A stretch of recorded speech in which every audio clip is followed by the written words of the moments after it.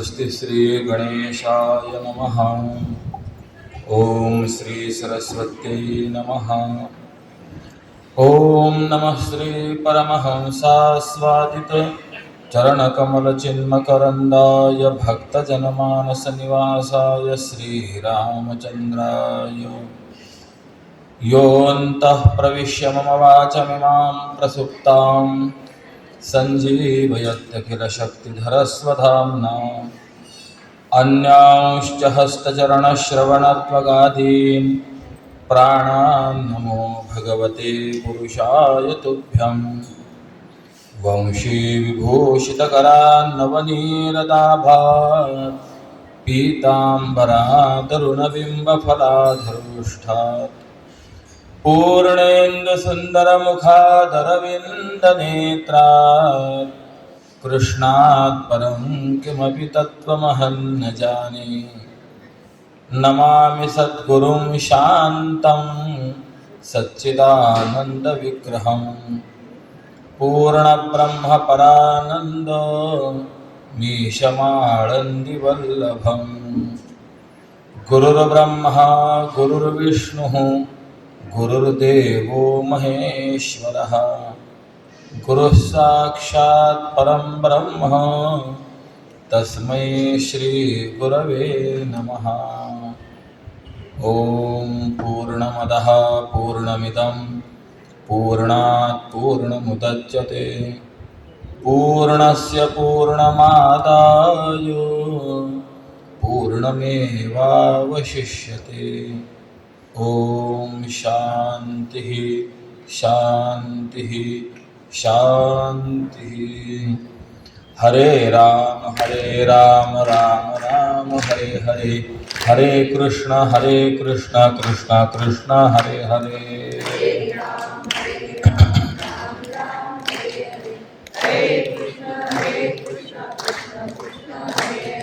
हरे राम राम राम हरे हरे, हरे कृष्ण कृष्ण कृष्ण हरे हरे।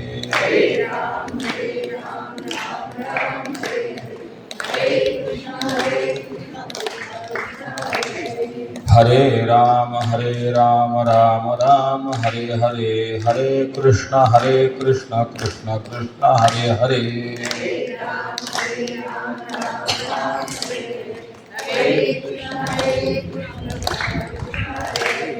हरे राम राम राम हरे हरे, हरे कृष्ण कृष्ण कृष्ण हरे हरे।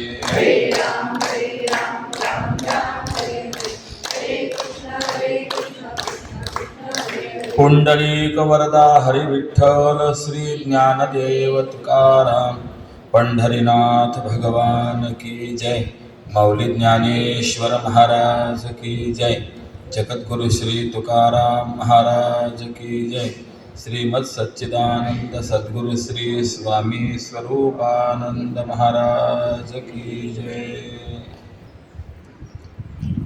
अकारण करुणा वरुणालय भगवंताच्या असीम कृपेने समस्त संत मांडी अळीच्या कृपाशीर्वादाने प्रातस्मरणीय परमपूज्य स्वामीजींच्या कृपाशीर्वादाने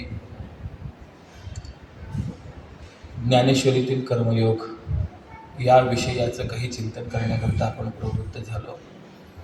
चतुर्थ सत्रामध्ये आपला प्रवेश होतोय। कर्मयोग म्हणजे नेमकं काय आहे या संबंधातलं काही आपलं चिंतन चालू आहे आणि त्या कर्मयोगाचा विचार करत असताना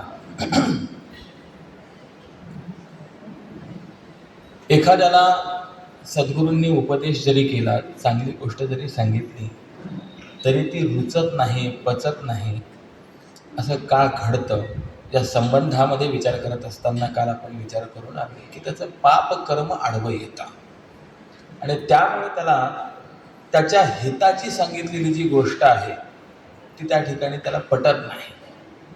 अर्थात आत्मोद्धारामध्ये आत्मकल्याणामध्ये आडवं येणारं जर काही असेल तर ते सुद्धा कर्मच आहे, हा विचार महत्त्वाचा यातून सांगायचा आहे। त्याबरोबर दुसरा एक आपण काल विचार करून आलो, मानवी जीवनामध्ये प्राप्त होणारं जेवढं दुःख आहे या सगळ्या दुःखाला कारण काय आहे, तर कारण केवळ कर्म आहे। केले कर्म झाले तेची भोगा आले, उपजले मिले ऐसे किती. जे आपण पूर्वी कर्म केलेलं आहे तेच कर्म सत्यस्थितीमध्ये आपल्याला भोगण्याकरता आलेलं आहे. किंबहुना ज्ञानोबारायांनी काही गोष्टी ओळखण्याचे संकेत आपल्याला दिलेले आहेत. झाड जाणे जे फुले, मानस जाणे जे बोले, भोगे जाणे केले पूर्वजन्मीचे. 3 गोष्टी सांगितलेल्या आहेत. झाड ओळखायचं असेल तर ते फुलांच्या माध्यमातून ओळखता येतं. माणसाच्या बोलण्यावरनं त्याचं अंतःकरण आपल्याला कळतं आणि त्याप्रमाणे या जन्मामध्ये तो जे भोग भोगत असेल, चांगले असतील अथवा वाईट असतील, या भोगांवरून त्याने पूर्वजन्मामध्ये काय केलेलं आहे त्या कर्माचं अनुमान आपल्याला करता येऊ शकतं. बऱ्याच वेळेला असं असतं, या जन्मामध्ये केलेलं जे कर्म आहे त्याचे परिणाम आपल्याला लागलीच समोर दिसतात आणि त्याची आपल्याला संगती लावता येते की अमुक अमुक हे दिसतंय, हा कशाचा परिणाम आहे आपल्याला कळतं. अगदी उदाहरणाने सांगायचं असेल, एखाद्या ठिकाणी आपल्या शरीराला घाव लागला असेल, त्यापासून वेदना वगैरे निर्माण झालेल्या असतील, त्रास होतोय. हा त्रास का होतोय? तो जो झालेला घाव आहे त्याचा हा परिणाम आहे. म्हणजे हे लगेच आपल्याला त्याची संगती लावता येते. परंतु काही वेळेला मात्र असं असतं की खूप चांगलं वागूनही माणसाच्या जीवनामध्ये दुःख येतं. किंबहुना आम्हाला तर बऱ्याच वेळेला अशी माणसं भेटतात, महाराज आम्ही पूर्ण आयुष्यात कुणाच्या अध्यात नाही मध्यात नाही, परंतु आमच्याच नशिबाला हे असं आलेलं आहे, काय आहे. शेवटी काय सांगणार काय? शेवटी सांगावं लागतं, बरोबर आहे, या जन्मामध्ये कुणाच्याच तुम्ही अध्यात मध्यात नाही, परंतु मागच्या जन्मामध्ये सगळ्यांच्या मध्यात तुम्हीच होतात, त्याचा हा परिणाम. ज्या वेळेला दृष्ट विषयाने संगती लागत नाही त्यावेळेला कुठेतरी प्रागजन्मीय अदृष्ट हे मानावं लागतं आणि ती संगती शेवटी जाते, ती कर्मापर्यंत जात असते. आणि असं असल्यामुळे जे आम्हाला दुःख देणारं कर्म आहे त्या कर्मापासून जर आमची पाठ सोडवायची असेल, आम्हाला सुख प्राप्त करून घ्यायचं असेल, तर त्याकरता काय करावं लागेल? म्हटलं आम्हाला चांगलं कर्मच करावं लागेल.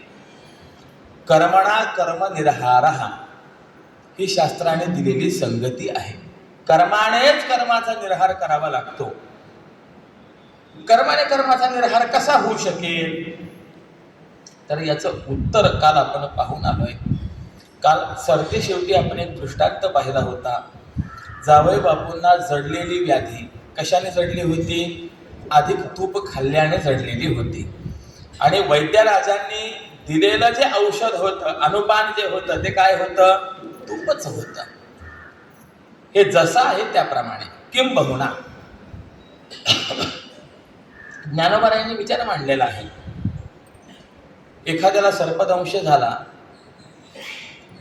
तर डॉक्टरांकडे घेऊन गेले. डॉक्टरांनी इंजेक्शन दिलं, वाचला.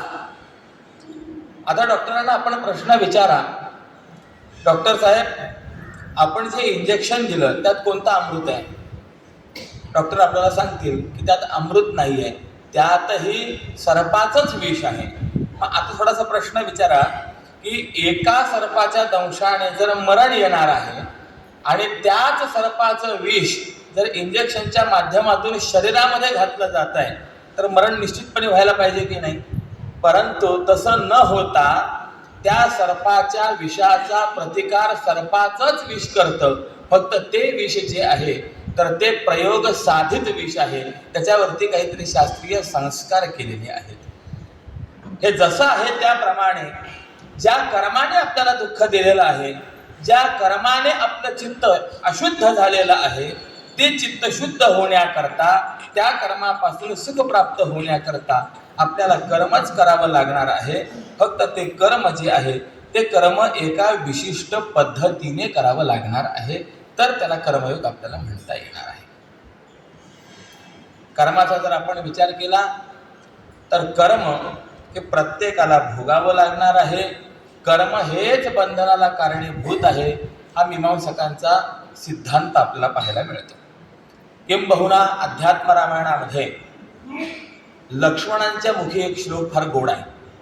ज्या वेळेला प्रभू रामचंद्र, लक्ष्मण महाराज आणि जानकी माता हे वनवासाला गेले, नदी पार करून निषादराज गुहकाची भेट झाली आणि पहिला मुक्काम पडला. त्यावेळेला जानकी माता दर्भाच्या शय्येवरती पहुडली आणि संरक्षणाकरता लक्ष्मण महाराज, गुहक हे दोघेही होते. सहजगत्या त्या निषादराज गुहकांचं जानकी मातेकडे लक्ष गेलं आणि पर्णशय्येवरती पहुडलेली ती जानकी पाहून निषादराज गुहकांना जाणवलं की एका राजाची कन्या, चक्रवर्ती सम्राटाची सून, अनंतकोट ब्रह्मांड नायक परमात्म्याची पत्नी, परंतु अत्यंत सुकोमलांगी असलेली ही जानकी आज दर्भासनावरती आहे, असं वर्णन आहे. पुष्पशय्येवरती पहुडलेली जानकी माता कुश बदलताना कन्हरली. तर प्रश्न विचारला गेला, का कन्हरली? तर असं वर्णन आहे, गुलाबाची कळी ही जानकी मातेला रुतली होती. थोडा विचार करा, एवढी जी सुकोमलांगी आहे अशी जी आहे ती आज दर्भासनावरती आहे. निषादराज गुहकांना थोडासा संताप झाला आणि जानकी मातेच्या जीवनामध्ये हा जो प्रसंग आला, या प्रसंगाला कारणीभूत कोण आहे? तर आपल्या अंतःकरणातली भावना गुहकांनी लक्ष्मणांसमोर व्यक्त केली. याला कारणभूत केवळ कैकेयी माता आहे. दुष्ट कैकेयीमुळे जानकी मातेला हे सर्व भोगावं लागलंय. त्यावेळेस लक्ष्मणांनी गुहकांना थांबवलंय. थांबा, आपण विनाकारण कैकेयी मातेला दोष देऊ नका. त्या लक्ष्मणांच्या मुखामध्ये श्लोक आहे, सुखस्य दुःखस्य नकोपि दाता परो ददाति इति कुबुद्धी रेषा अहं करोमि इति वृथाभिमानः स्वकर्म सूत्र ग्रथितो हि लोकः. अत्यंत महत्वाचा श्लोक आहे. आमच्या जीवनामध्ये आम्हाला सुखदुःख देणारं दुसरं कुणीही नाहीये, तर आमचंच पूर्वकर्म आमच्या जीवनामध्ये सुखदुःख स्वरूपाने पुढे येणार आहे. अगाकर्मी जे उरावे तै तिही सुख दुःखी फळावे, तया ते भोगावया यावे देहा एका.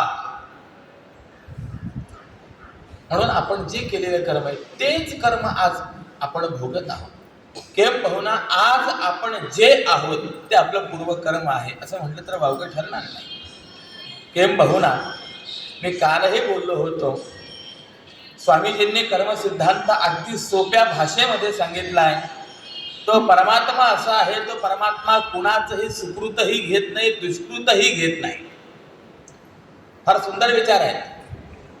ज्या वेळेला काल्याचा प्रसंग आहे त्यावेळेला भगवान सगळ्या गोपाळांना बोलतात की उद्या येताना आपापली शिदोरी सोबत आणा. आता मला प्रश्न विचारायचा आहे, कोणती शिदोरी सोबत घेऊन जायची आहे? प्रत्येक जीवाला जन्माला घालताना नियती मातेने दिलेली प्रारब्ध रूप शिदोरी सोबत आहे.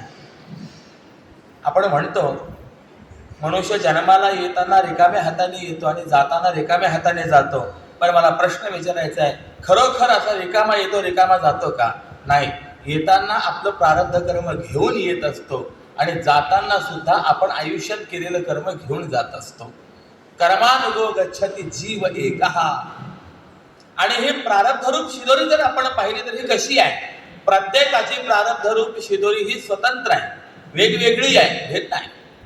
आपण प्रत्येक जण शाळेमध्ये गेलेलो आहोत. मला विचारायचं आहे, शाळेमध्ये येणाऱ्या प्रत्येक विद्यार्थ्याचा डबा हा सारखा आहे का? प्रत्येकाचा डबा वेगवेगळा आहे. त्याप्रमाणे प्रत्येकाची शिदोरी वेगवेगळी, प्रत्येकाचं प्रारब्ध वेगवेगळं आहे. आता ती प्रारब्धरूप शिदोरी जी आहे ती शिदोरी घेऊन भगवंताकडे जायचं आहे आणि ती शिदोरी भगवंताला समर्पण करायची आहे. आता मला प्रश्न विचारायचा आहे, माझी असलेली प्रारब्धरूप शिदोरी मी भगवंताला समर्पण केली, देवाने ती स्वीकारली. जर आता माझं प्रारब्ध मी भगवंताला दिलाय तर आता त्या प्रारब्धा संबंधाने असणारे जे काही सुखदुःखाचे हेलकावे आहेत ते मी भोगायचे का भगवंताने भोगायचे? शेवटी स्वाम्यत्व ज्याचं असतं, लाभ हानीचं उत्तरदायित्व हे त्याचं असतं. आणि असं असल्यामुळे आम्ही तर प्रारंभ धरून शिदोरी भगवंताला देऊन मोकळे झालोय. आता भगवान ते स्वीकारून आपले सुख दुःख तो भोगत बसणार का? तर स्वामींनी त्याचं उत्तर दिलेलं आहे, तो न घे कुणाचे सुकृत दुष्कृत. तो कुणाचं सुकृतही घेत नाही, दुष्कृतही घेत नाही. मग काय करतो? आपण समर्पण केलेली जी प्रारब्ध रूप शिदोरी आहे स्वीकारतो, मान्य आहे. परंतु तीच शिदोरी पुन्हा आपल्याला परत देतो. म्हटलं पुन्हा जर आपल्याला परतच मिळणार आहे तर मग देण्यात तरी काय अर्थ आहे? पण देण्यामध्येच खरं स्वारस्य आहे. ज्या वेळेला पवित्राणाम पवित्रम यः मंगलानांच मंगलम असा असलेला परमात्मा आहे, त्या परमात्म्याचा स्पर्श त्या शिदोरीला होतो, त्यावेळेला ते प्रारब्ध न राहता ते प्रारब्ध प्रसाद बनतो. आपण कोणत्याही देवमंदिरामध्ये जर गेलात तर शास्त्राचा नियम आहे, काही ठिकाणी जात असताना माणसाने रिकाम्या हाताने जाऊ नये. रिक्त पाणीर्न पश्येत राजानं देवतांगुरुम दैवज्ञम भीषजम मित्रम फलेन फलमादिशेत. आणि या न्यायानुसार देवाकडे जात असताना आपण काहीतरी प्रसाद वगैरे सोबत घेऊन जातो. हार असतील, नारळ असेल, काही आणखी प्रसाद असेल, गुरुजी असतील, आपण पूजकाच्या हाती हे सर्व थाळी देतो. पुजारी काय करतात? हार घेतात, भगवंताला समर्पण करतात, फुलं असतील देवाच्या चरणी समर्पित करतात. जे श्रीफळ आपण दिलेलं असेल ते भगवंताला स्पर्श करतात आणि परत आपल्याकडे घेऊन येतात. बारकावेने विचार करा, पुजाऱ्यांच्या हाती ज्या वेळेला आम्ही ताट देतो, हातातलं ताट देतो, परंतु ज्या वेळेला गुरुजी तेच श्रीफळ आपल्याला परत देणार आहेत त्यावेळेला माता माऊली असेल तर पदर पुढे करते, पुरुष असेल तर उपर्ण पुढे करतो. आता मला प्रश्न विचारायचा आहे की देत असताना तर नारळ दिलेला आहे, आता पदर का पसरतायत? तर उत्तर मिळेल, गुरुजी प्रसाद देतात आहे. म्हणजे देताना नारळ दिलाय आणि घेताना मात्र प्रसाद घेतला जातोय. या नारळाचा प्रसाद झाला केव्हा? त्याचं उत्तर आहे, ज्या क्षणाला या श्रीफळाला भगवंताचा मंगलमय स्पर्श झाला त्या क्षणाला तो प्रसाद, ते नारळ न राहता ते नारळ प्रसाद बनलाय. तात्पर्य काय आहे? तो परमात्मा ज्या वेळेला आपलीच कर्मरूपी शिदोरी आपल्याला परत देतो ना, त्यावेळेला त्याचा स्पर्श झाल्याचा परिणाम तो प्रसाद बनतो. मग त्या प्रारब्धामध्ये सुख दुःख देण्याचं सामर्थ्य शिल्लक राहत नाही. प्रसादे सर्व दुःखानां हानिरस्योपजायते. या न्यायाने सर्व दुःखांचा नाश होतो. केवळ आनंद एवढाच प्रसाद आपल्याला प्राप्त होत असतो, समाधान प्राप्त होत असतं. केम पाहुणा प्रसाद प्राप्त होणं म्हणजे चित्ताचं स्थैर्य प्राप्त होणं आहे. प्रसाद म्हणजे काय? पाहे प्रसादाची वाट, द्यावे धुवो निया ताट. आपण कुठेही जरी गेलो तरी प्रसादाची अपेक्षा करतो की नाही? हेम बहुना आपण म्हणतो प्रसाद हा मज द्यावा देवा, प्रसाद हा मज द्यावा. पण प्रसाद म्हणजे काय? जगद्गुरु शंकराचार्यांनी त्याचं व्याख्यान केलेलं आहे.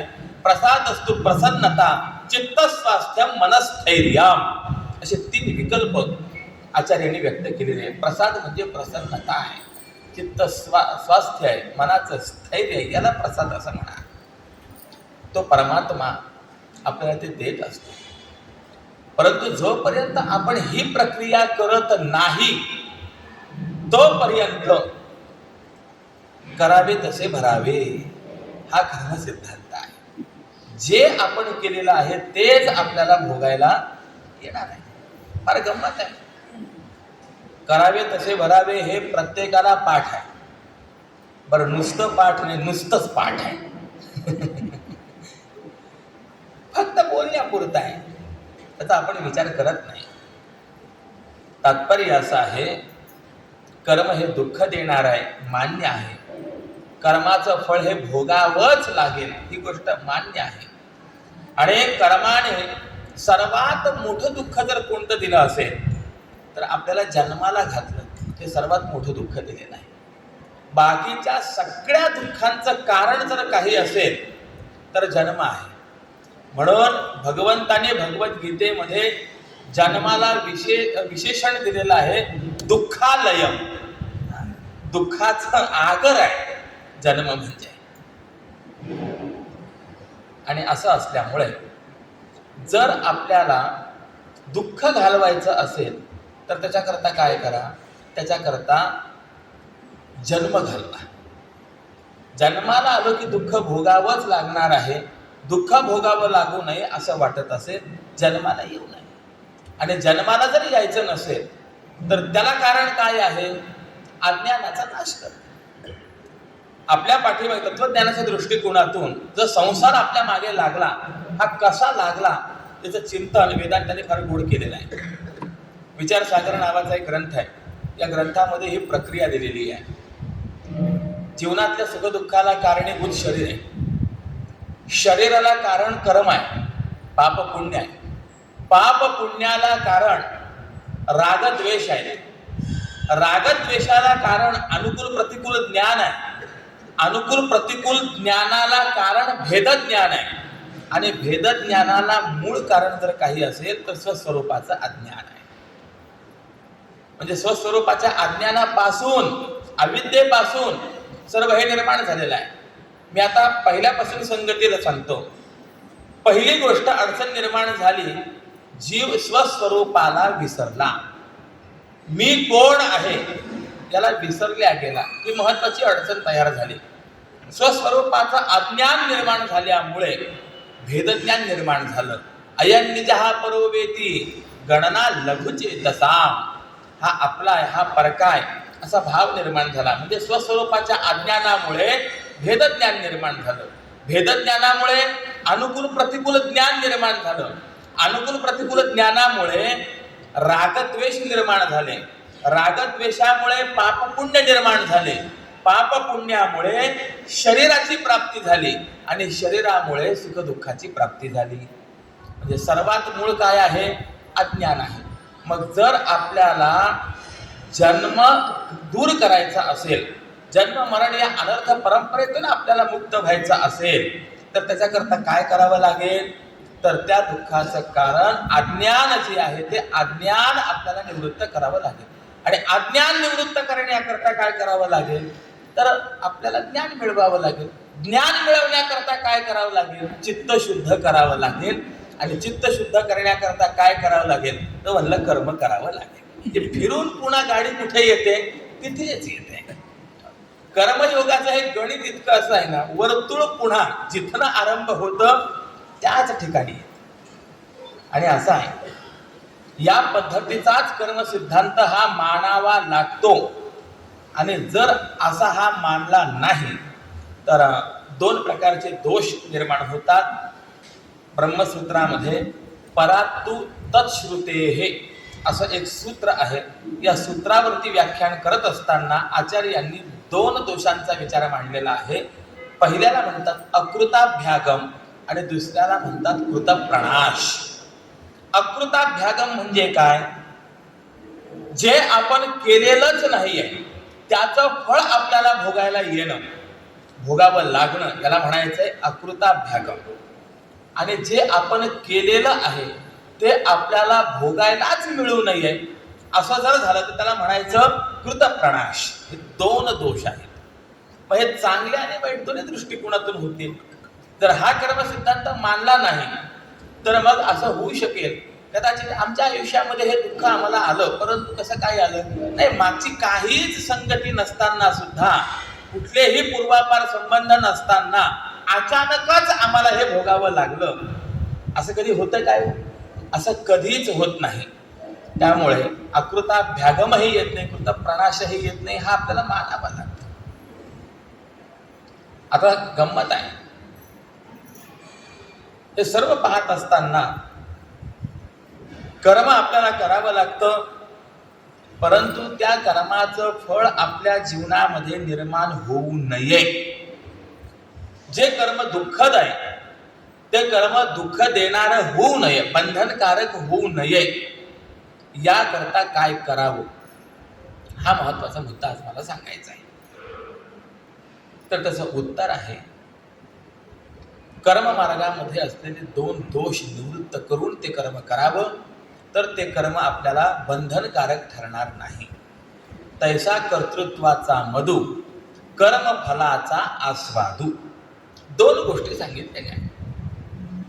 जे कर्म केलं जात आहे त्या कर्माचा कर्तृत्वाभिमान आपल्या ठिकाणी निर्माण होऊ देऊ नये, ही पहिली बाब आहे. आणि दुसरी बाब आहे की कर्मफलाची आशा आपल्या अंतःकरणामध्ये नसावी, कर्मफलाचा आस्वादू. आणि म्हणूनच भगवान बोलून आले, कर्मण्येवाधिकारस्ते मा फलेषु कदाचन. केवळ कर्म करण्यामध्येच तुझा अधिकार आहे, फलाची आशा करू नये. किंबहुना याकरता म्हणून मी काल एक विधान करून आलो होतो, सहेतुक जर कर्म असेल तरच त्याला कर्मयोग असं म्हणता येईल. निर्हेतुक कर्म जर असेल तर त्याला कर्मयोग म्हणता येणार नाही. आणि या विधानावरती काल मला एक आजोबा भेटले. त्याने गोड शंका विचारली, महाराज, जर कर्म सहेतुक केलं तर ते कर्म बंधन करणारच आहे, आणि जर सहेतुक कर्माला तुम्ही कर्मयोग म्हणत असाल तर ती संगती लावायची कशी? कोण प्रश्न, मूलभूत प्रश्न विचारला. त्याचं उत्तर मी आज देईन की हेतू कोणता आहे ही महत्वाची बाब आहे. कर्माचे 2 प्रकारचे हेतू आपल्याला पाहायला मिळतात. पहिला हेतू असा आहे की विषयोपभोगाची प्राप्ती, हा कर्माचा एक हेतू आहे. आणि दुसरा हेतू कर्माचा आपल्याला पाहायला मिळेल, ईश्वर प्राप्ती करता चित्तशुद्धी, हा दुसरा हेतू आहे. तर कर्म करत असताना विषयभोगाची प्राप्ती हा हेतू जर ठेवून आपण कर्म कराल तर तो कर्मयोग होणार नाही.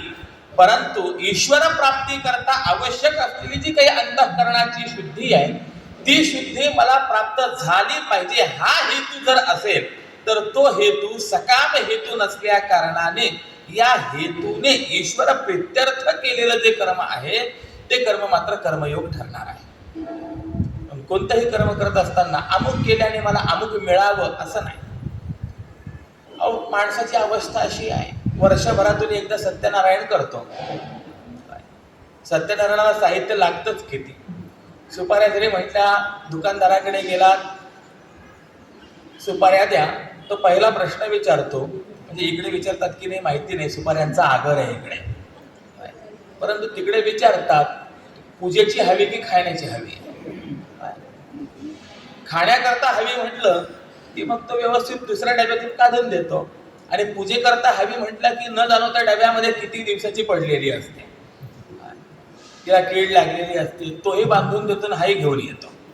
आणि अशी ती सत्यनारायणाची पूजा असते. परंतु संकल्प जर पाहिला, द्विपद सहित चतुष्पदांचं सगळ्यांचंच कल्याण व्हावं, 500 रुपयाच्या सत्यनारायणामध्ये 50 पिढ्यांचं कल्याण करण्याची इच्छा करतो. कसं काय होईल? नाही. सकाम कर्म कशाला म्हणायचं, हेतू काय आहे हे लक्षात घेतलं पाहिजे. किंबहुना या पलीकडे मी थोडासा आणखी विस्तार करेन की मा फलेषु कदाचन हे जे भगवंताने केलेलं विधान आहे ना, या विधानाचा नेमका अर्थ काय करायचा, कोणत्या अर्थाने याचा विचार करायचा आहे हे लक्षात घेण्यासारखी बाब आहे. अनेक वेळेला मी कालही बोलून आलोय की या श्लोकाचा विचार करत असताना असाच विचार केला जातो की फक्त कर्म करा परंतु कर्माच्या फळाची अपेक्षा करू नका. अरे बाबा, असं कसं होऊ शकेल? किंबहुना मी जर कर्म केलं आहे तर त्या कर्माचं फळ मिळवणं हा माझा हक्क आहे, अधिकार आहे. ही सर्वांची प्रवृत्ती आहे, सर्वांचा हा स्वभाव आहे. आणि अशा सर्वांच्या स्वभावाविरुद्ध चालणं याला तत्वज्ञान म्हणत नाही. तत्वज्ञान ते आहे जे वर्तमान प्रवृत्तीला वेगळा आकार देतं, एक आयाम देतं. किंबहुना तत्वज्ञान म्हणजे काय? एक जगण्याची विशिष्ट शैली म्हणजे तत्वज्ञान आहे असं मला वाटतं. किंबहुना जीवनातील सुखावरती टाकलेला प्रकाश म्हणजे तत्वज्ञान आहे. भगवान असं म्हणू शकत नाही. किंबहुना जो परमात्मा राज्यप्राप्ती करता अर्जुनाला युद्ध कर असा उपदेश करतो, तो परमात्मा महिनाभर नोकरी करून पगाराची अपेक्षा करू नको असं कधी म्हणेल का? असं होऊ शकणार नाही. किंबहुना मी याच्या विरुद्ध सांगेन, महिनाभर नोकरी करून जर योग्य पगार मिळत नसेल तर त्याकरता युद्ध कर हे शिकवणारा परमात्मा भगवान श्रीकृष्ण आहे असं म्हणेल. जास्ती काय सांगावं. वर्षभर जर स्वयंपाक करतोय, घरातली सगळी झाडलं धुणं भांडी वगैरे सगळी करत आहोत ना, तर दिवाळी सणाला एखादा अलंकार मिळवण्याचा हा तुमचा हक्कच आहे. आणि मिळत नसेल तर युद्ध करा, मी तुमच्या मागे उभा आहे. काय होईल आमचं? काय तिकडे वाजल्या बरं का? पडतंय त्यांना. माझं म्हणणं बरोबर आहे की नाही? जे आपल्या हक्काचं आहे ते मिळालंच पाहिजे. या करता ते जर मिळत नसेल तर युद्ध कर हे सांगणारा जर परमात्मा असेल तर कर्मण्येवाधिकार असते मा फलेषु कदाचन असं तर सांगेल कसा? याचा अर्थ आपण काय करायचा आहे तर ज्या वेळेला अंतःकरण शुद्धी करता कर्माचा विचार आहे तेव्हाच फक्त कर्मफलाची अपेक्षा ठेवू नको हे भगवंताचं मनोगत आहे. परंतु ज्या वेळेला त्या कर्माच्या पाठीमागे अंतःकरण शुद्धी ही अपेक्षा नाही आहे, काही बाह्य विषयाची प्राप्ती ही अपेक्षा आहे, त्यावेळेला मात्र फलाची अपेक्षा असणं गरजेचंच आहे. हेच भगवंताला अपेक्षित आहे. अर्थाचा अनर्थ झाला की मग ती सगळी संगती बिघडत जाते, विसंगती होते. कोणत्या दृष्टिकोनातून भगवान हे सांगतायत त्याचे सूचक अर्थ जे आहेत ते आपल्याला कळाले पाहिजेत. म्हणून भगवद्गीता अशी आहे, तत्वज्ञानही शिकवते आणि व्यवहारही शिकवते, दोन्ही शिकवते. आपण काही अर्थ कमवलाय, पैसा कमवलाय, त्या पैशातील काही रक्कम आपण देवधर्माकरता खर्च केली, त्यावेळेला तिथे अपेक्षा ठेवू नका, मान्य आहे. आणि शास्त्रकारांनी सिद्धांत असाच दिलेला आहे, जेवढा आपल्याला मिळालेला आहे त्या सर्वावरती केवळ आपला अधिकार नाही, त्याच्यामध्ये काही संविभाग आहे. 10 रुपये मिळालेले असतील तर त्यापैकी 10वा हिस्सा 1 रुपया जो आहे तो देवकार्याकरता आपण समर्पण केला पाहिजे. 10वा हिस्सा हा देवकार्याकरता आहे, संविभाग आहे त्याचा. अब जास्त काय सांगावं. आपण भोजनाकरता रोज जे अन्न शिजवतो त्याचा सुद्धा शास्त्राने संविभाग सांगितलाय. म्हणून शास्त्रकारांनी रोज पंचमहायज्ञाचं वर्णन केलेलं आहे बघा. पंचसूना गृहस्थस्य, 5 प्रकारचे दोष माणसाकडनं रोजीला घडत असतात. चुल्लिनी, मार्जनी, कांडणी, पेशणी, जलकुंभ असे 5 गोष्टी सांगितलेल्या आहेत. चुलीमध्ये लाकडं वगैरे घालत असताना त्या लाकडांमध्ये काही जीवहिंसा आपल्याकडनं होते, किंवा अग्नीच्या भापेमध्ये काही सूक्ष्म जीवजंतू जे आहे ते जळून भस्म होतात, ती हिंसा आपल्याकडनं होत असते. हा पहिला होणारा दोष आहे, पहिली हत्या आपल्याकडनं होते. त्यानंतर मार्जनी, झाडून काढत असताना सुद्धा अनेक प्रकारचे जीव आपल्याकडनं मेले जातात. कांडणी, पूर्वी घराघरामध्ये उखळं मुसळं होती, कांडण करत असताना सुद्धा जीवहिंसा होते. पेशणी, घराघरामध्ये जाते होते, त्यामुळे आपल्याकडे व्यवहारामध्ये म्हण सुद्धा आहे, गव्हाबरोबर किडे रगडले जातात, तर ते दळत असताना. आणि जलकुंभ म्हणजे पाणी पित असताना, पाणी भरत असताना आपल्याकडनं हिंसा होत असते. अशा 5 प्रकारच्या हिंसा ज्या त्या होत असतात. आणि म्हणून असं चिंतन केलेलं आहे, बद्धते यास्तु वाहयन, या हिंसांचं परिमार्जन जर रोजीला आपण केलं नाही तर तो दोषी ठरतो. मग या हिंसांचं परिमार्जन करण्याकरता रोज पंचमहायज्ञ करायला सांगितले. ब्रह्मयज्ञ, देवयज्ञ, पितृयज्ञ, भूतयज्ञ आणि मनुष्ययज्ञ असे 5 प्रकारचे यज्ञ सांगितलेले आहेत. काय काय केल्याने कशा कशाला ब्रह्मयज्ञ म्हणायचंय त्याचं वर्णन सांगतो. अध्यापनम ब्रह्मयज्ञ पितृयज्ञस्तु तर्पणम होमो दैवो बलिर्भवतो नृयज्ञो अतिथी पूजनम. असे 5 यज्ञ सांगितलेले. एक एक यज्ञ सांगतो. अध्यापनम ब्रह्मयज्ञ, रोज काहीतरी संत वाङ्मयाचं शास्त्राचं चिंतन करणे, स्वाध्याय करणे, याला ब्रह्मयज्ञ असं म्हणायचं आहे. म्हणून मी बोलून आलोय काल परवा देखील, रोज गाथा ज्ञानेश्वरी भागवताचं चिंतन करावं असे काही आपल्याकडे महात्मे होऊन गेले. नित्यक्रम त्यांचा रोज 12 अध्याय भागवताचं पारायण करत असत. नाही 12 अध्याय जमलं, नाही आपल्याला तेवढं जमलं, स्वामीजींनी दिलेला नित्यपाठ तरी रोज म्हणा. हा ब्रह्मयज्ञ ठरेल. जो आपल्याकडनं चुल्लिनी नावाचा घडणारा दोष आहे, या दोषातून निवृत्त होण्याकरता हा स्वाध्याय उपयोगाला येणार आहे. तो हरिपाठ म्हटला पाहिजे, काकडा म्हटला पाहिजे, काहीतरी चिंतन केलं पाहिजे. अध्यापनम ब्रह्मयज्ञ. दुसरा यज्ञ सांगितलेला आहे पितृयज्ञ. पितृयज्ञ म्हणजे काय आहे? पितृयज्ञस्तु तर्पणम. आपले जे पूर्वज आहेत त्या पूर्वजांचा उल्लेख करून दक्षिणाभिमुख होऊन पितृतीर्थाने त्यांच्याकरता पाणी देणं, उदक देणं, याला पितृयज्ञ असं म्हणायचं आहे. आपण पितृतर्पण करतो, परंतु श्राद्ध पक्षामध्ये त्या दिवशी आपल्याकडे तिथी असेल त्यावेळेला. परंतु शास्त्रकारांचं असं म्हणणं आहे की हे श्राद्ध पक्षात करण्याचं कार्य नाही आहे, हे नित्यकर्म आहे. पितृयज्ञस्तु तर्पणम होमो दैवः. यानंतर अग्नीमध्ये विशिष्ट मंत्रांनी आहुती देणे, वैश्वदेव आपण करतो, याला देवयज्ञ असं म्हटलेलं आहे. आणि अगदी आपल्याला तेवढं जरी जमलं नाही तरी पूर्वीची एक परंपरा, एक पद्धती आपल्याला पाहायला मिळते. ते शिजवलेलं जे अन्न आहे ते सर्व एका पोळीवरती वगैरे एकत्रित करून चुलीमध्ये तो एक घास दिला जायचा. हा देवयज्ञ, होमो दैवः. त्यानंतर चौथा यज्ञ सांगितलेला आहे भूतयज्ञ, बलिर्भवतो. प्राणीमात्रांकरता काही काही देणं. तव्यावरची जी पहिली पोळी आहे ती गाईला देणं, गोग्रास आहे. शेवटची पोळी जी आहे ती कुत्र्याला देणं, श्वानबली आहे. जे काही कृमी कीटक आहेत त्यांचा प्रतिनिधी म्हणून मुंग्यांना काही देणं, आणि जे विहंगम अर्थात पक्षी आहेत त्या पक्ष्यांचा प्रतिनिधी म्हणून कावळ्याला देणं. या सर्वांना तो अन्नाचा संविभाग करणं, याला भूतयज्ञ असं म्हणतात.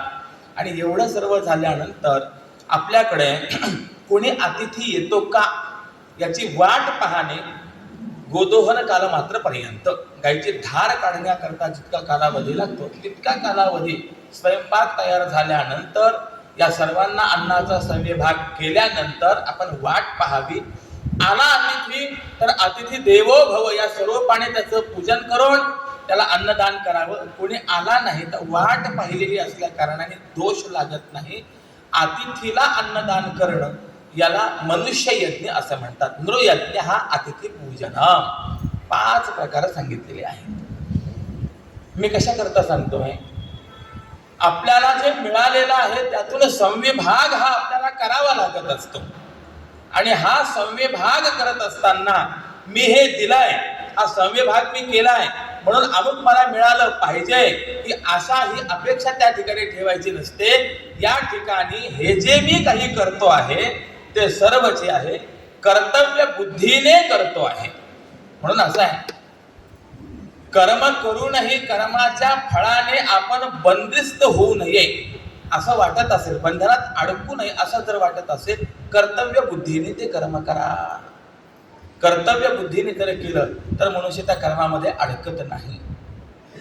आणि असे अनेक कर्तव्य आपल्याला पाहायला मिळतात.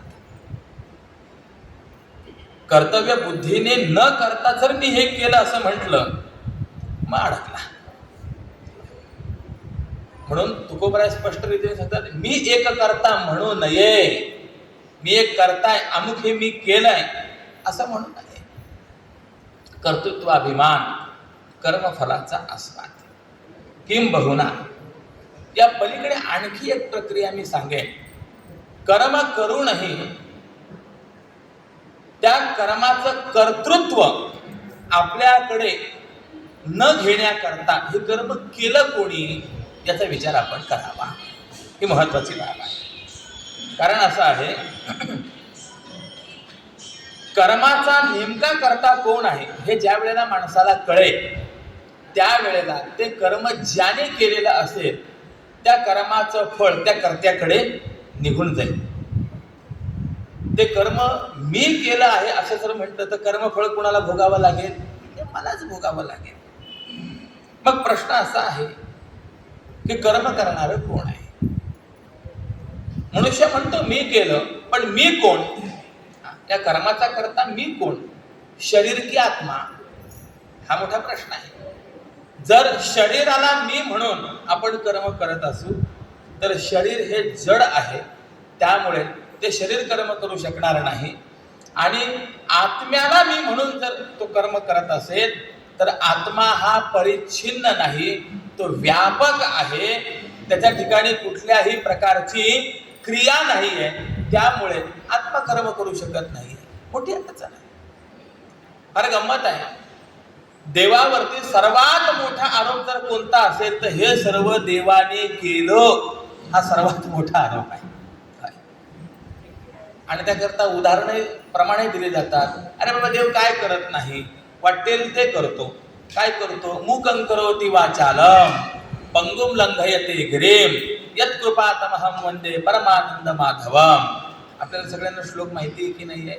सांगा बरं बाबा या श्लोकाचा अर्थ काय आहे? अगदी शब्दशः अर्थ जर आपण घेतला तर मूकं करोति वाचालम, जो मुका आहे त्याला काय करतो?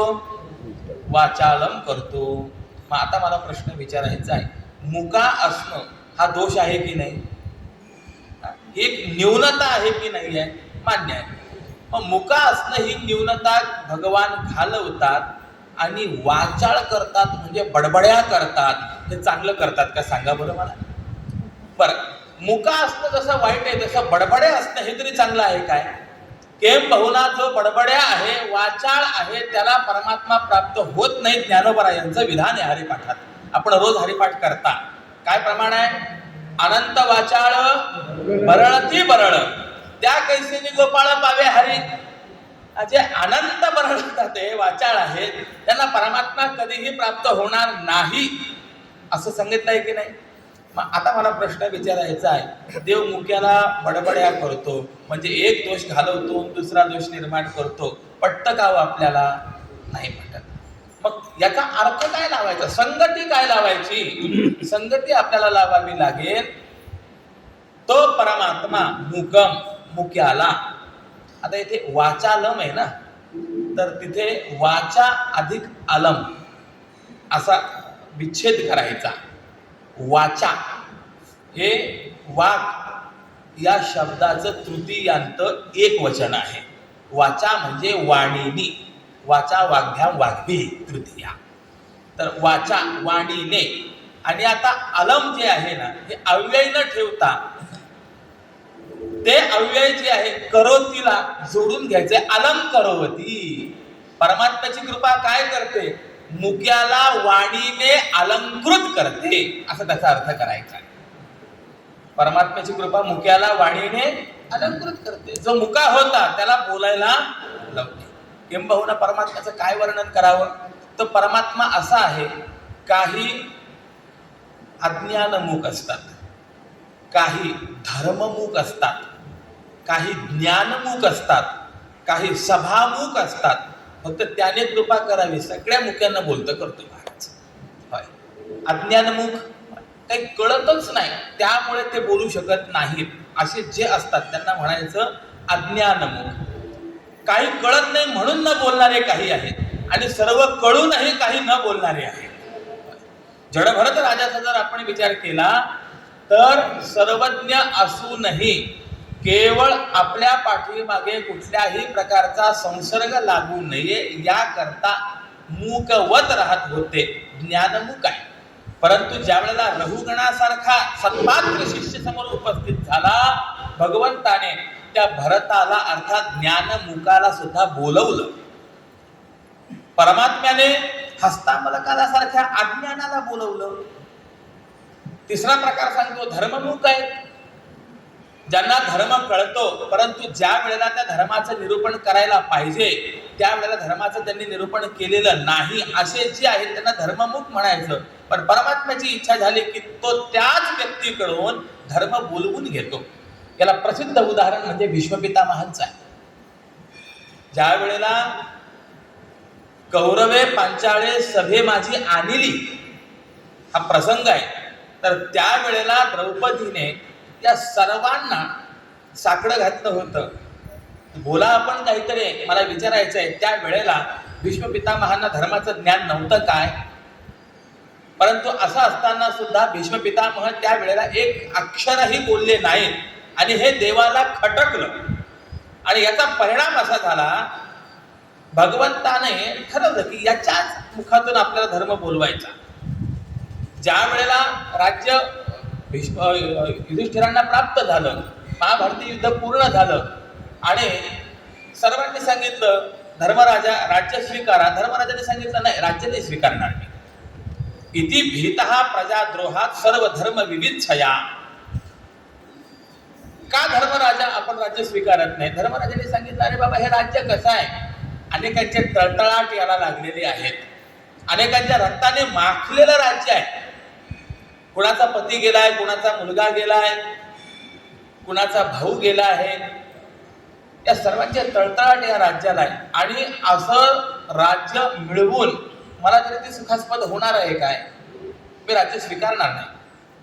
भगवंताने सांगितलं धर्मराजा याला एक पर्याय आहे, युद्धानंतर अश्वमेध यज्ञ करावा. अश्वमेध यज्ञाच्या माध्यमातून युद्धामध्ये जी झालेली हिंसा असते त्या हिंसेचा दोष निवृत्त करता येतो. धर्मशास्त्राचं विधान आहे. परंतु धर्मराजाने सांगितलं असं होऊ शकत नाही. कारण की असं जर आपण म्हणाल तर हे म्हणजे असं आहे, रस्त्याने जाताना चिखलात पाय पडला, पायाला चिखल लागला आणि तो चिखल धुण्याकरता पुन्हा चिखलाचाच प्रयोग केला. तसा चिखलाने चिखल हा धुतला जाऊ शकत नाही. त्याप्रमाणे यज्ञीय हिंसेने युद्धजन्य हिंसा ही कधीही समाप्त केली जाऊ शकत नाही. यथा पंकेन पंका भा. आणि ज्यावेळेला भगवंताने हे सर्व जाणलं त्यावेळेस भगवंताला जाणवलं की आता धर्मराजांना काहीतरी समजावून सांगण्याची आवश्यकता आहे, धर्माचा उपदेश करण्याची आवश्यकता आहे. परंतु कुणी करावा तो? वस्तुतः भगवान स्वतः होते चतुरातु शिरोमणी गुण लावण्याची खाणी. त्या परमात्म्याला काय सांगता आलं नसतं हो? किंबहुना आपण रोज विष्णू सहस्रनाम म्हणतो. या विष्णू सहस्रनामामध्ये धर्मज्ञ असं वर्णन देवाचं आहेच की नाही आहे? तुकोबरायांनी वर्णन केलेले धर्माची तू मूर्ती, पाप पुण्य तुझे हाती, मज सोडवी दातारा कर्मापासून दुस्तरा. तो परमात्मा स्वतः धर्म स्वरूप आहे, रामो विग्रहवान धर्मा. पण असं असताना सुद्धा भगवंताने स्वतः धर्माचा उपदेश करण्याचा प्रयत्न केला नाही, खटाटोप केला नाही. धर्मराजांना घेऊन कुरुक्षेत्रावरती आले, जिथे भीष्म पितामह होते. भीष्म पितामहांना सांगितलं धर्मराज युधिष्ठिर राज्य स्वीकारण्यास नकार देत आहेत, जरा 4 गोष्टी समजावून सांगा. हे ज्या वेळेला भगवंताच्या मुखातून भीष्म पितामहांनी ऐकलं, डोळे भरून आले. देवा, अरे खरंच तू खेड्यांमध्ये हुशार आहेस. मी त्यावेळेला धर्म बोललो नाही, त्यामुळे आज तू माझ्याकडनं धर्म वदवून घेण्याकरता याला इथपर्यंत घेऊन आलास. काय देवाचं नियोजन आहे, विचार करण्यासारखी बाब आहे. धर्ममुखाला सुद्धा परमात्मा बोलत करवतो. मुकम करोती वाचालम. माझा मुद्दा इथे चाललेला आहे. सभामुख त्यांना परमात्मा वक्तृत्व देतो. पंगुम लंघयते गिरेम. तो परमात्मा जर आपण पाहिला तर जो पांगळा आहे त्या पांगळ्याला सुद्धा गिरीवर ओलांडवेल असं सामर्थ्य प्रदान करतो. मला विचारायचं आहे, हे परमात्म्याचं वर्णन आपण एका बाजूला करतात आणि दुसऱ्या बाजूला अध्यात्म रामायणामध्ये राम सर्गामध्ये जानकी माता मारुतीरायांना स्वतः समजावून सांगते, रामो न गच्छति न तिष्ठति न करोति किंचित. राम कुठे जात नाही, काहीच करत नाही. राम हे ब्रह्म असल्या कारणाने ब्रह्माच्या ठिकाणी कुठल्याही प्रकारची क्रिया नाही. मग आता मला प्रश्न तुम्हाला विचारायचा आहे की शरीर जड आहे म्हणून जडाच्या ठिकाणी कर्म नाही, तर मी करतो म्हणजे कोण कर्म करतो? हा प्रश्न. शरीर कर्म करू शकत नाही आणि आत्मा कर्म करतो असं जर आपण म्हणाल तर आत्मा हा अपरिच्छिन्न आहे, व्यापक आहे, त्याच्या ठिकाणी कोणतीही क्रिया नाही आहे. त्यामुळे आत्मा कर्म करू शकत नाही. मग नेमका कर्म करणारा मी कोण, हा महत्वाचा प्रश्न आहे. कर्मयोगाची भूमिका आहे, हा पाया आहे कर्मयोगाचा. मी कोण? किंबहुना मानवी जीवन प्राप्त झाल्यानंतर जीवाने विचारलेला पहिला प्रश्न मी कोण आहे, असं वर्णन आहे. मातृगर्भामध्ये अंतिम अवस्थेमध्ये त्या जीवाला पूर्वस्मृती होते, परमात्म्याचं दर्शनही होतं. तो देवाची करुणा भागतो. एक वेळ करी या दुःखा वेगळे, दुरिताचे जाळे उघडवणी, आठवीन पाय हा माझा नवस. तेव्हा एक वेळेला या गर्भवासाच्या दुःखातून मला मोकळं करा. यानंतर मी सातत्याने केवळ तुझंच चिंतन करेन, हा नवस बोलतो. आणि देवाचं दर्शन झाल्याने त्या जीवाला मातृगर्भामध्ये सुखाचा अनुभव येतो. पूर्वजन्म स्मृती त्याला प्राप्त होते. अरे मी या गर्भवासाला का प्राप्त झालो याची त्याला जाणीव होते आणि तो निश्चय करतो की आता इथनं पुढे पुन्हा या गर्भवासाला मला यावं लागेल असं मी वागणार नाही. अशा पद्धतीचा तो एक निश्चय त्या ठिकाणी करत असतो. तो जीव मातृगर्भामध्ये सोहम भावामध्ये स्थित होतो, सोहम भाव त्याला प्राप्त होतो. परंतु दुर्दैव असं आहे, ज्या वेळेला प्रसूती मारुतांनी बाहेर खेचला जातो, बाह्य वातावरणामध्ये येतो, त्याबरोबर वैष्णवी मायेचं आक्रमण त्यावरती होतं आणि ज्याला स्वस्वरूपाचं ज्ञान झालेलं होतं, भान झालेलं होतं, तो सोहम भावावर आरूढ झालेला होता, तोच विस्मृती झाल्यामुळे कोहम भावाला प्राप्त होतो आणि जन्माला आलेलं बाळ रडायला लागतं, केहाव करायला लागतं. म्हणजे याचा अर्थ आहे, पहिला विचारलेला प्रश्न कोहम आहे, मी कोण आहे. ज्ञानोबाराय आपल्याला सांगतात, आहे मी हा कोण करावा विचार, म्हणे ज्ञानेश्वर निवृत्तीचा. जर आपल्याला कर्मयोग पाहायचा असेल, कर्मयोगाच्या माध्यमातून आपल्याला जर पुढे जायचं असेल तर त्याकरता मी कोण आहे हा विचार केला पाहिजे. किंबहुना जगद्गुरु शंकराचार्यांनी सुद्धा विचाराचे टप्पे आपल्याला सांगितले आहेत आणि त्या टप्प्यामधला पहिला टप्पा मी कोण आहे हाच आहे. 4 प्रकारचे टप्पे सांगितलेत आचार्यांनी. कोहम कथमिदम जातम कोवै कर्तास्य विद्यते उपादानम किमस्तिह विचारस्वयमीदृशः. पहिला विचार आहे कोहम, मी कोण आहे. कथमिदम जातम, हे आजूबाजूला जे दिसतंय ते कसं निर्माण झालं. कोवै कर्ता असे विद्यते, याचा कर्ता कोण आहे. उपादानम किमस्तिह, याचा उपादान काय आहे. असं 4 प्रकाराने जे चिंतन करणं आहे याला खरा विचार असं म्हटलं गेलेलं आहे. किंबहुना याच आचार्यांच्या सूत्राला धरून जर बोलायचं असेल तर मी असं सांगेन, जे डोळ्याने दिसतंय त्याचा विचार करण्यापेक्षा ज्या कारणाने त्या डोळ्यास दिसतंय त्या कारणाचा विचार करण्याची सवय जर माणसाने स्वतःला लावून घेतली तर मनुष्य परमात्म्यापर्यंत पोहोचेल. महत्वाची माणसाची स्थिती अशी आहे, माणूस प्रायशः जे दिसतंय त्याचाच विचार करतो, पण त्याच्या पाठीमागचं असलेलं जे कारण आहे, उपादान जे आहे, ते उपादानापर्यंत पोहोचत नाही. ही महत्वाची अडचण आहे. मी उदाहरण सांगतो.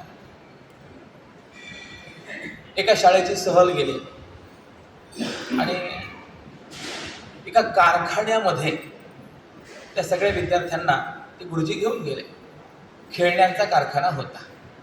तिथे गेल्यानंतर तेवढे ते सगळ्या खेळण्या वगैरे पाहिल्यानंतर काही विद्यार्थी असे होते, अरे बापरे किती खेळण्या आहेत इथे. ते त्याचाच विचार करायला लागले. किती रंगीबेरंगी खेळण्या आहेत याचा विचार. काही विद्यार्थी असे होते, त्यांना असं वाटत होतं या सगळ्या खेळण्या मला घरी जाऊन घेऊन जाता आल्यात तर. काही विद्यार्थी असे होते, त्यांना अप्रूप त्याचं नव्हतं, त्यांना अप्रूप होतं की या खेळण्या बनवणारे यंत्र कसे बनवतात, प्लॅस्टिक कसे वितळवतात, कसं बनवतात, त्याचं अप्रूप त्यांना होतं. पण या सगळ्या विद्यार्थ्यांमधून काही मोजकेच विद्यार्थी असे असतात की या सर्व खेळण्या ज्या प्लॅस्टिकपासून बनतात ते प्लॅस्टिक कसं बनतं, ही फॅक्टरी जी आहे ही कुणाची आहे, मला विचारायचं. हा विचार किती जणांच्या मुखामध्ये येतो. त्याप्रमाणे जगाचा जर आपण विचार करायला लागलो ना, तर जगामध्ये सुद्धा अशी स्थिती आपल्याला पाहायला मिळते. जगातलं वैविध्य पाहिलं की जगातलं वैविध्य पाहूनच ते हुरळून जातात. अरे बापरे, काय निसर्ग आहे, कशी झाडं आहेत, कसं आहे. ते फक्त तेवढाच विचार करतात, तेवढंच पाहतात, शांत होतात. काही जण अशी असतात, जगामधल्या चांगल्या गोष्टी पाहिल्यानंतर ते विचार करतात, या जगातल्या सगळ्यात चांगल्या गोष्टी मला मिळाल्या पाहिजे. किंबहुना लहानपणापासून ही ज्यांची भूमिका आहे, मला असं वाटतं पुढे चालून ते मंत्री होता.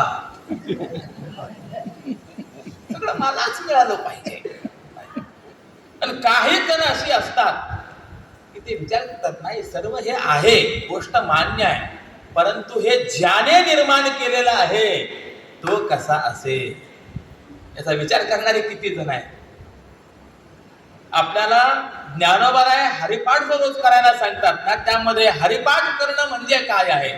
10 मिनिटांमध्ये 27 अभंग म्हणणे म्हणजे हरिपाठ करणं नव्हे. तुम्ही म्हणाल महाराज आम्ही चाली लावून म्हणतो, असं म्हणणं म्हणजे सुद्धा हरिपाठ करणं नव्हे. ज्ञानोबारायांनी हरिपाठ करणं म्हणजे काय याची व्याख्या हरिपाठातच सांगितली.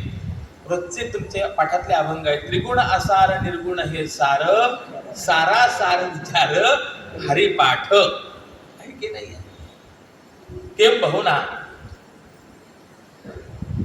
जेथोनी चराचर हरिसी भजे, ज्याच्यापासून ही चराचर सृष्टी आहे त्या परमात्म्याची सेवा करणं हरिपाठ करणं आहे. सार काय असार काय याचा विचार करणं हरिपाठ करणं आहे.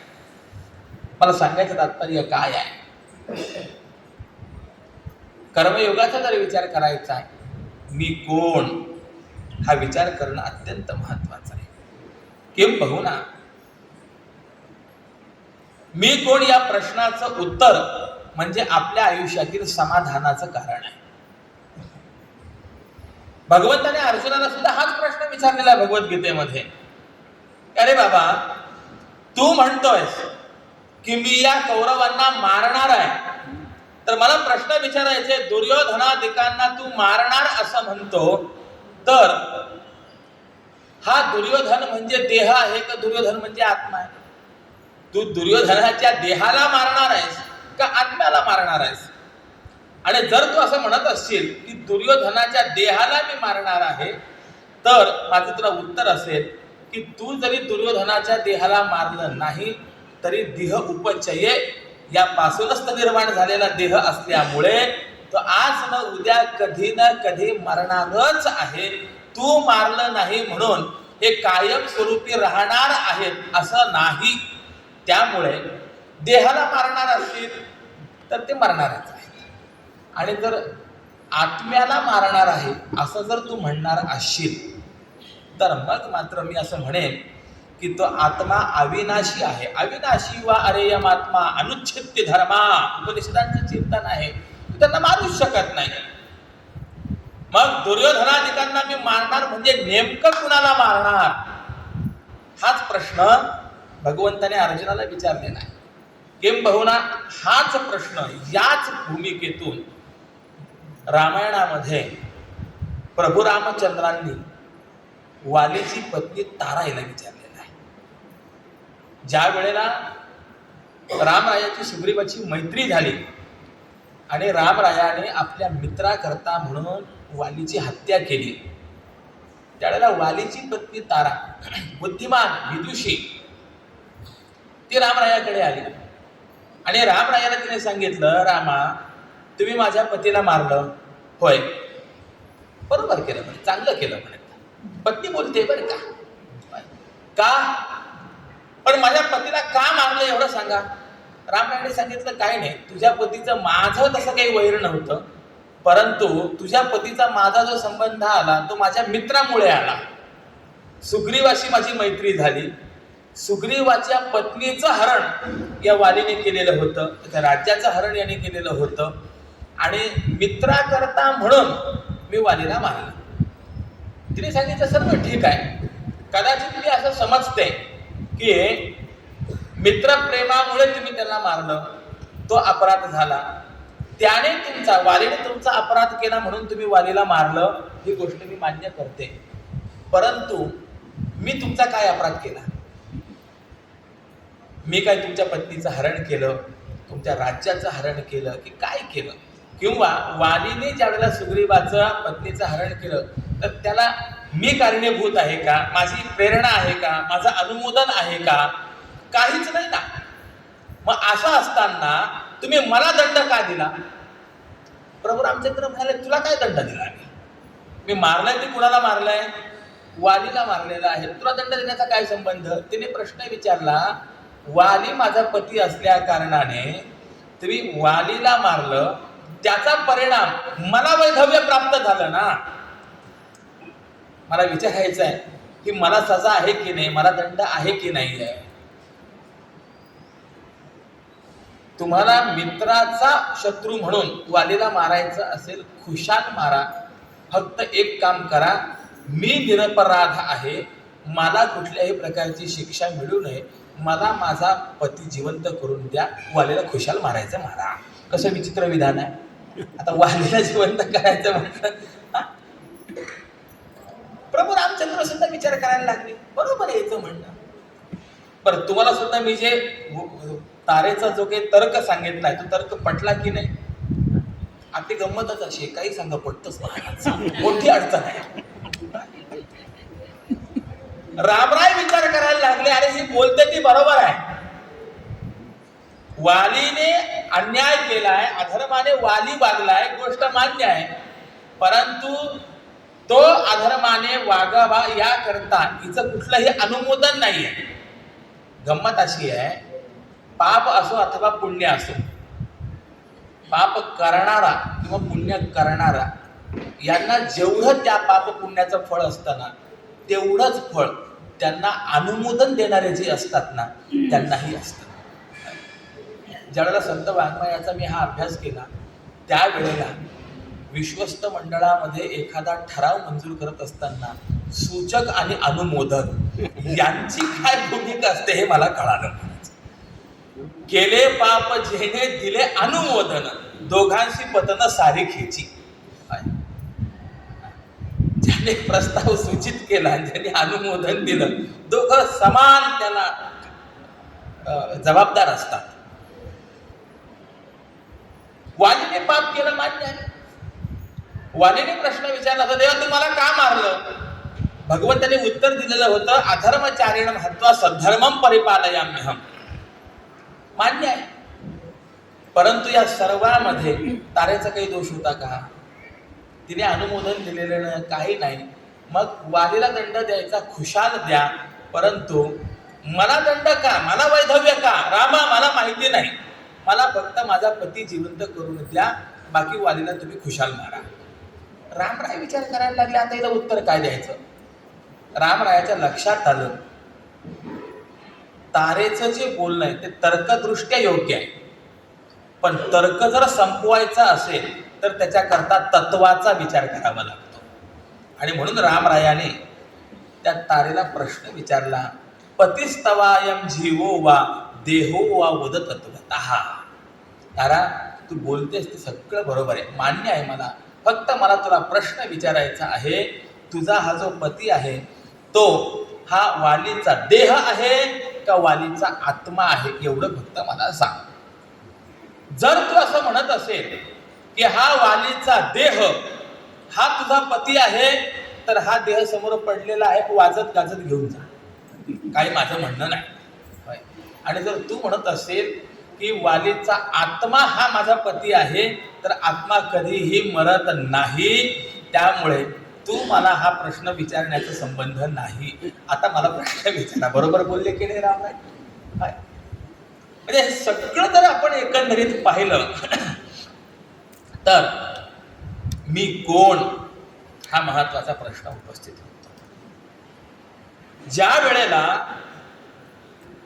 हा देह म्हणजे मी आहे ही भूमिका आपण घेऊन चालतो आणि हा देह कर्म आहे, देहाने कर्म केलं असं आपण म्हणतो, त्यावेळेला देह हा माझा कधीही होऊ शकत नाही.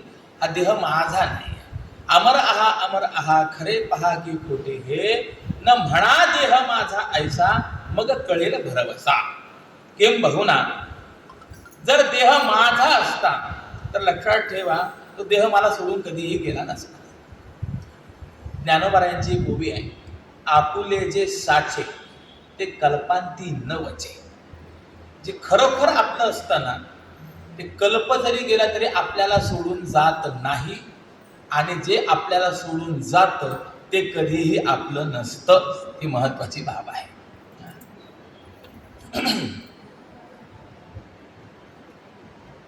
देह जर आपल्याला सोडून जात असेल तर देह आपला म्हणता येईल काय?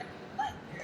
किंबहुना महाराजांची भूमिकाच अशी आहे, देह हा तव पाचाचा उसणा आणिला. पंचतत्वांपासून हा देह उसणा आणलेला आहे, आणि उसणा आणलेला असेल ना तर तो फेडावाच लागतो. उसणं फेडावंच लागतं, जाणारच आहे. किंबहुना उष्ण फेडावं लागतं हे पुरुष वर्गापेक्षा महिला वर्गाला जास्त सवयीचं आहे. कारण की पुरुष वर्गाचा तेवढा संबंध येत नाही, परंतु काही थोडंसं कमी जास्ती झालं, चहा पावडर असेल, साखर असेल, पीठ असेल, काही असेल, तर ते एकमेकींकडनं उष्ण आणत असतात. त्यात ते बरेचसे प्रकार असतात. ज्या वेळेला आणतात त्यावेळेला दाबून दाबून आणतात पीठ, नंतर मग भरताना कसं देतात. आता हा माझ्यापेक्षा तुम्ही त्यातले अनुभवे आले अंगा या सदरातले आहात. विशेष गंमत असते. एक गंमत सांगतो. ज्याच्यावरती तत्वज्ञानाचे काही संस्कार आहेत असं एक शहाण दाम्पत्य, त्यातला प्रसंग आहे. 25 वर्षाचा मुलगा गेला. प्रेत घरी आहे आणि पती कामावरनं येणार आहे. पती घरात नाही. ही माऊली विचार करते काय करायचं. पती आला आणि त्याला ही गोष्ट लगेच जर कळाली तर भोजन वगैरे करणार नाही, पुत्रशोकाचं दुःख होईल. शेवटी बातमी तर सांगावीच लागणार आहे. परंतु 2 घास पोटात गेले, त्यानंतर सांगितलं जरा बरं वाटेल. काय करावं. तिने मुलाचं प्रेत झाकून ठेवलं. पती आला, त्याला सांगितलं हातपाय धुवून घ्या, स्वयंपाक तयार आहे, 2 घास पटकन खा. त्याला काहीच कल्पना नाही. बसला भोजन करण्याकरता, आणि भोजन करता करता तिने सांगितलं आज गल्लीत गंमतच झाली म्हणे. काय गंमत आहे. एकीने दुसऱ्याकडनं काही उष्ण आणलेलं होतं, आणि ते उष्ण ज्या वेळेला परत मागितलं त्यावेळेला उष्ण परत का मागितलं यावरनं दुःख झालंय. रडरड चाललेली आहे, हळहळ व्यक्त केली जाते. तर पती म्हणला काय वेडेपणा. जर दुसऱ्याचं उष्ण आणलेलं आहे तर ते देत असताना हळहळ व्यक्त करण्याचं काय कारण आहे. जे ज्याचं उष्ण आणलेलं आहे ते त्याचं त्याला देऊन टाकलं पाहिजे. त्यावेळेला कुठल्याही प्रकारचं अंतःकरणामध्ये दुःख नसलं पाहिजे. तिने सांगितलं हीच गंमत झाली हो. एकाने 25 वर्षांपूर्वी मुलगा उष्णा घेतलेला होता, आणि तो मुलगा आज ज्याचा त्याला दिला गेला आहे. आता मला विचारायचं दुःख करायचं का नाही करायचं. पतीच्या नंतर लक्षात आलं हिला काय म्हणायचंय ते. किती विचाराची गंमत आहे. अर्थात जे जे काही देह स्वरूप आहे ते सगळं कसं आहे तर ते सगळं जाणारं आहे. तो देह पाचाचा उष्णा आणलेला आहे. देह मी कधी होऊ शकत नाही.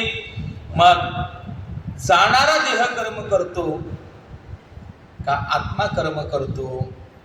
आत्मा कर्म करतो म्हणावं तर परिच्छिन्नता स्वीकारल्याशिवाय कर्म करता येणार नाही, आणि आत्म्याच्या ठिकाणी तर कुठलीही परिच्छिन्नता नाही. मग आता प्रश्न निर्माण होतो की तो मी कोण याचं ज्ञान होण्याकरता मी काय करायला पाहिजे. तर त्यावेळेला त्याचं उत्तर आहे सतत विज्ञानार्थम गुरुमेवापि गच्छेत. पुन्हा मी फिरून फिरून तिथेच येणार आहे की मी कोण याचा विचार आपल्याला करायचा आहे कर्मयोगा करता. तो मी म्हणजे शरीर आहे का मी म्हणजे आत्मा आहे याचं ज्ञान आपल्याला होण्याकरता आपल्याला जावं लागणार आहे गुरुदेवांकडे. ज्ञानोबरायांचे 18व्या अध्यायात उभी गुरुतेथ ज्ञान ज्ञानी आत्मदर्शन दर्शनी समाधान आठी जैसे. जिथे गुरुतत्व आहे तिथे ज्ञान आहे, जिथे ज्ञान आहे तिथे आत्मदर्शन आहे. म्हणजे मी कोण आहे याची जाणीव आहे आणि जिथे आत्मदर्शन आहे तिथे समाधान आहे. गुरुतेथ ज्ञान ज्ञानी आत्मदर्शन दर्शनी समाधान आठी जैसे. मग आपल्याला आपलं स्वरूप जाणून घेण्याकरता जावं लागणार कोणाकडे? गुरुदेवांकडे. मान्य. पण मला प्रश्न विचारायचा आहे, गुरुकडे गेल्यानंतर सद्गुरू लगेच ज्ञान देतात का? नाही. मग गुरु ज्ञान देतात, पण कुणाला देतात? ज्याचं अंतःकरण शुद्ध आहे त्याला ज्ञान देतात. मग अंतःकरण शुद्ध करण्याकरता काय करायचं? पुन्हा कर्मच करायचं. पुन्हा येऊन कुठे आपण थांबलो? वर्तुळच असं विचित्र आहे कर्मयोगाचं. एक म्हण आहे, फिरून फिरून भोपळे चौकात. हा कुठे भोपळे चौक अजून मला माहिती नाही, पण म्हणताना मात्र असं म्हटलं जातं. कधी कधी भूलभुलही असतात बघा. त्याच्यामध्ये मनुष्य एकदा अडकला ना की बाहेर पडण्याचा मार्गच त्याला मिळत नाही. फिरून फिरून पुन्हा तो तिथेच येतो. अर्थात जीवनाची कृतार्थता करून घेण्याकरता जिकडे जिकडे जे जे साधन जे जे मार्ग आपण पाहू त्या प्रत्येक मार्गामध्ये सगळ्यात पहिले आपल्यासमोर साधन म्हणून जर काही उपस्थित होत असेल तर ते कर्म उपस्थित होते. म्हणून कर्मयोगाचा विचार आहे.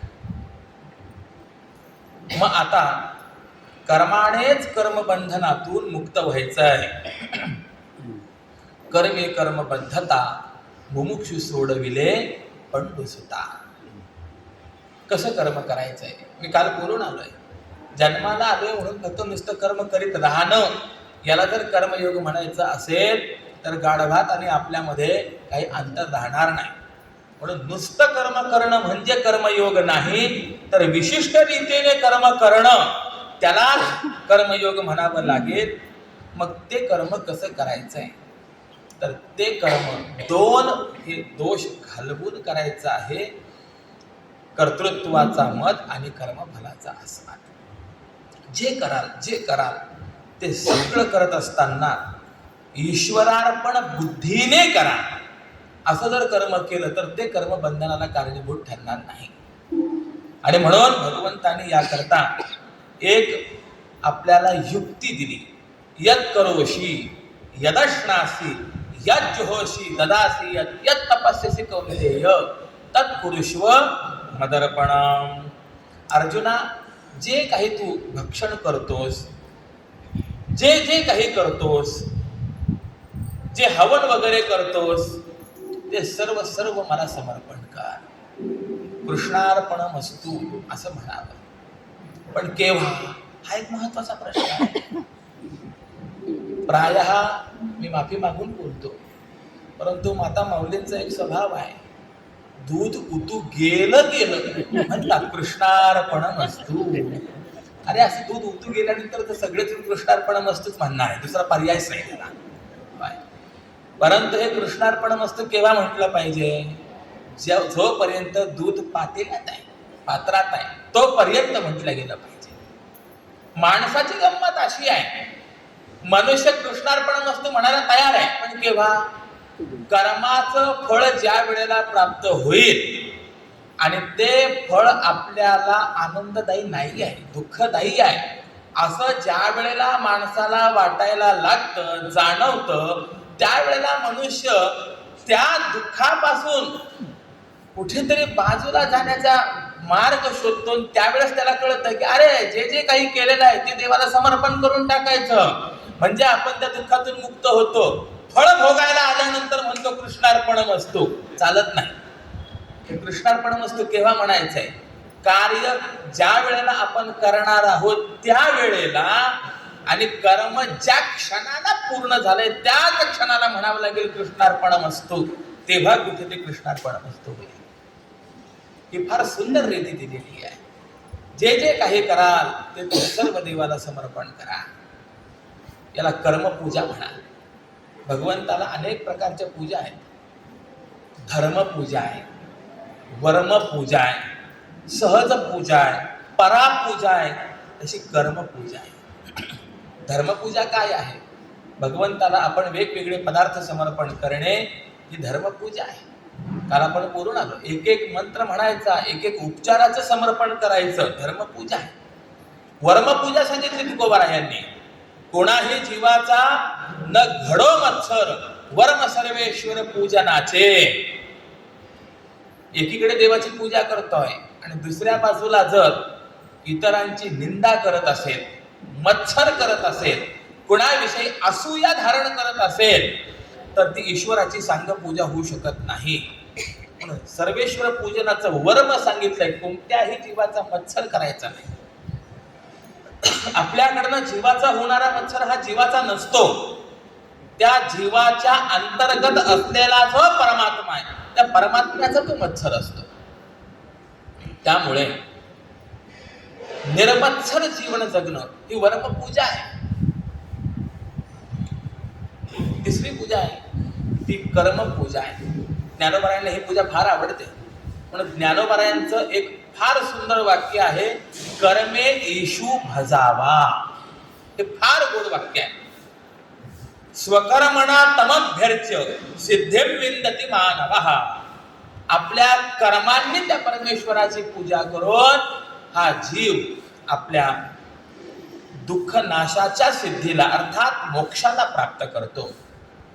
ज्ञानोबारायांची ओवी या करता, तया सर्वात्मका ईश्वरा स्वकर्म कुसुमांची वीरा, पूजा केली होय अपारा तोषा लागी. त्या परमेश्वराला अपार दोष प्राप्त व्हावा या करता जर पूजा आपल्याला करायची आहे, तर ती आपल्या कर्मरूपी कुसुमांनीच परमेश्वराची पूजा करायची आहे. मला या पूजेचं उत्कृष्ट उदाहरण म्हणजे रामायणामध्ये शबरी माता जाणवते. अतिशय गुण चरित्र आहे. शबरी माता म्हणजे जगामध्ये गुरुवचनावरती विश्वासाचं अत्युत्तम उदाहरण आहे, आदर्श आहे. आपल्या सर्वांना माहिती आहे, फार विस्तार करणार नाही. एका भिल्ल राजाची कन्या, विवाह ठरला. विवाहाच्या पूर्व दिवशी सहज आपली महालावरती गेली असताना आजूबाजूला पाहत असताना 600 बोकडं दिसले आणि तिने प्रश्न विचारला, माझं लग्न आहे, पाहुणे आले हे ठीक आहे, मान्य आहे, या बोकडांचं काय काम इथे?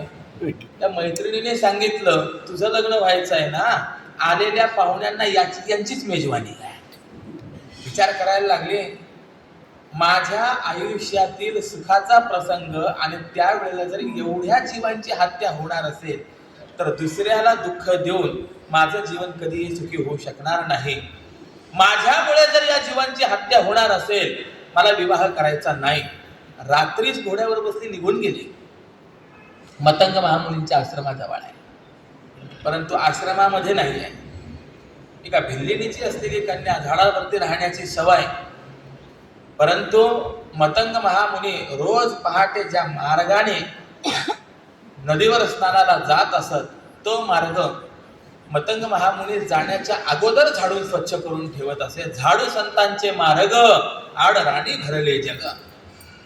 मतंग महामुनींना लक्षात आलाय, कोणीतरी आहे सेवा करताय. आपल्या विद्यार्थ्यांना प्रश्न विचारला, म्हणलं कोण झाडून करणार आहे? सगळ्या विद्यार्थ्यांनी सांगितलं, महाराज क्षमस्व, तुम्ही स्नान करून आल्यानंतर उठणारे विद्यार्थी आम्ही आहोत. ही काही मर्यादा आहे? गुरु शिष्यपणाची मर्यादा अशी आहे, शिष्याने गुरूंची सेवा करावी. ज्या वेळेला गुरुदेवांना झोप लागेल त्यावेळेला त्यांच्याच चरणाजवळ कुठेतरी जवळ पहुडावं आणि दुसऱ्या दिवशी गुरुदेव उठण्याच्या अगोदर आपण स्नान करून त्या ठिकाणी उपस्थित असावं. परमपूज्य वैकुंठवासी गुरुदेव चक्रांकित महाराज हे नेहमी सांगत असत, 18 वर्ष अभिनव शुकाचार्य प्रातस्मरणीय गुरुवर्य श्री डोंगरेजी महाराजांच्या सान्निध्यात राहिले.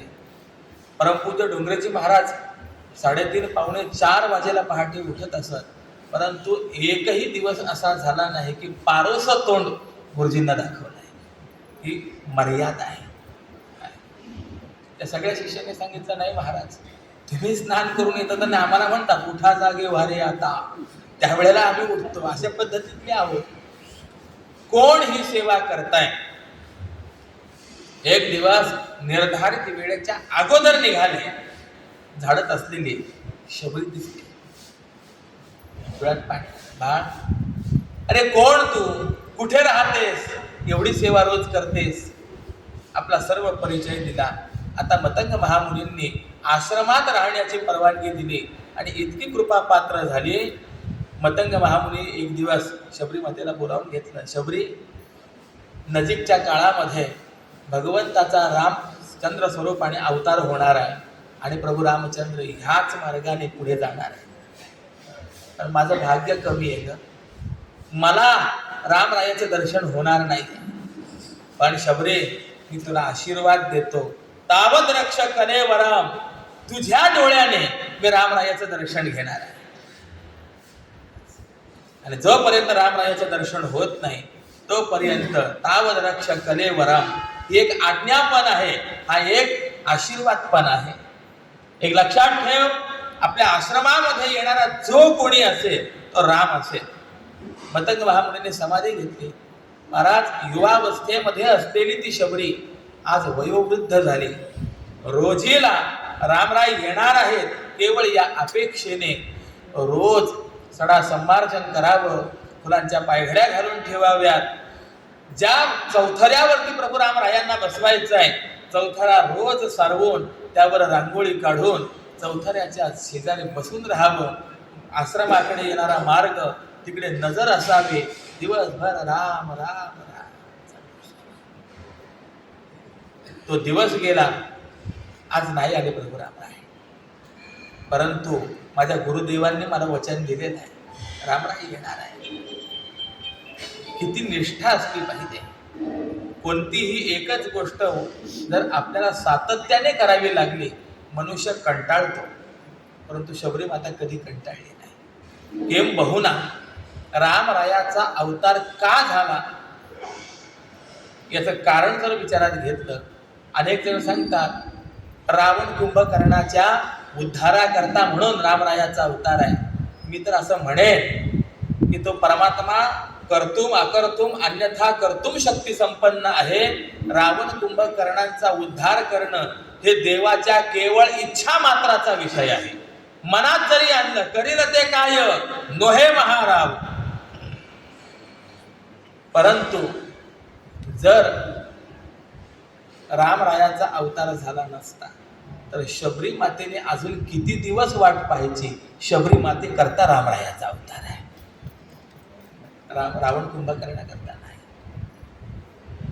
ती शबरी माता एक दिवस भाग्याचा उजाडला. प्रभू रामचंद्रांचा आगमन झाला. इतका आनंद झाला. रामरायाचं स्वागत केलं, पाद्यपूजा झाली आणि एक द्रोण रामरायाच्या समोर केला. रामा,